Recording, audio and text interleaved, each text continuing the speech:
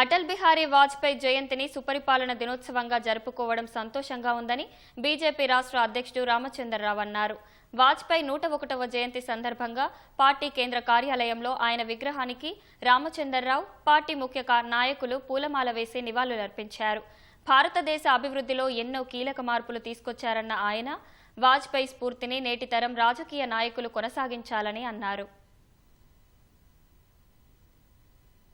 ఒక మంచి పరిపాలనా దినంగా అందరం జరుపుకుంటున్నాం. ఈ యొక్క పరిపాలనా దినం సందర్భంగా అటల్ బిహారీ వాజ్పేయి గారు ఆనాడు ఈ దేశంలో తీసుకొచ్చిన మార్పులు మనందరం కూడా స్మరించాల్సిన అవసరం ఉన్నది.